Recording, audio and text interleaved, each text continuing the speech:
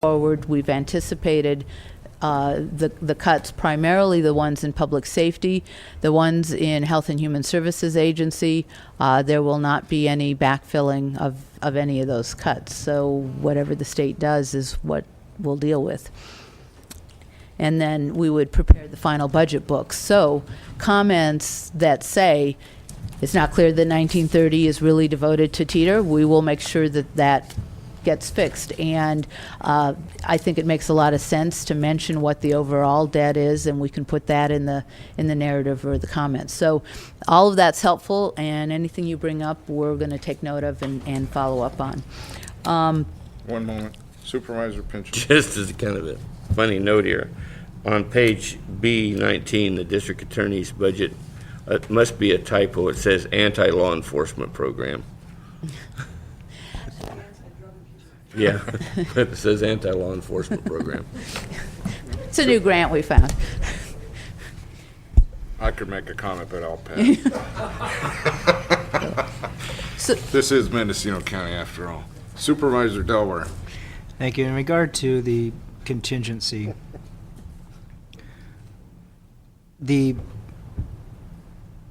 summary page, which is H1 in our book, shows a recommended $500,000 allocation. Look at the Schedule 9, it shows $200,000. Now, I'm sure I'm reading something incorrect here, but they both say contingency. Mm-hmm.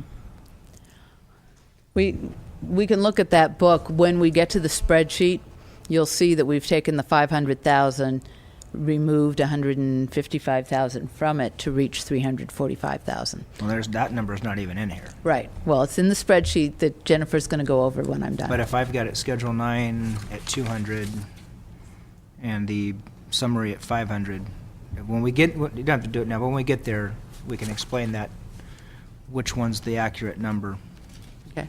Yeah, probably 355. Absolutely. Okay. Thank you. Other questions?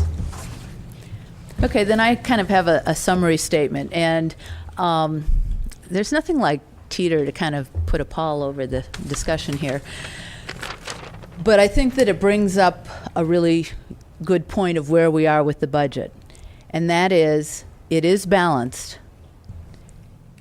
It calls for most of the departments to make those original 6% cuts that we were talking about, and then to also absorb other costs. So in the end, the cut that departments are taking on is probably closer to 10% or more.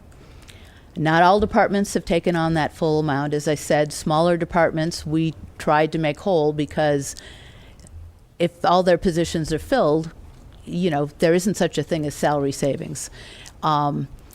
So what that means in terms of any additional costs that should be identified at this point, whether it's to say we want to pay the full Teeter payment from the general fund and increase it back up by 2.4 million, or whether we want to fund outside requests, or whether we want to look at providing additional funds to any of the worthy departments that we've got in this county. It all comes back to the same thing, which is there is not additional money at this point, and the only way of achieving savings that would go towards I'll use that term again, diversion from our existing balanced proposed budget to something else, will mean budget balancing strategies that can only be defined as layoffs or furloughs. What we've presented to you is something that we felt was balanced, not just in terms of dollar signs on either side of the ledger, but in terms of the cutbacks that departments were asked to make. Departments were asked to manage their budgets within what was given to them. And what we felt Teeter might be able to bear, and what we thought would work as far as the resources of this county. And resources are not just fiscal, they're also people. And so that's what this balanced budget represents. And any changes to it will mean having to rebalance it in some fashion. And it's always ironic to me when I find myself quoting Mike Scannell, but one of the phrases he used was zero-sum game. It's not an original phrase, but that's where we are now, is at the zero-sum point where anything that gets added, something has to be taken away, and vice versa. So thank you very much for listening, and I don't know if you want to do a break now or go on to the spreadsheet. Couple of comments, and then we'll take a 10-minute break. Before I go to the CEO, Supervisor Delbert. Thank you, Mr. Chair. In terms of the teeter, this is going back to your question is how we want to proceed. One piece of data that I would like to have so I can make that determination when we get to it is what is the interest charge for this year? Clearly it's more than 200,000.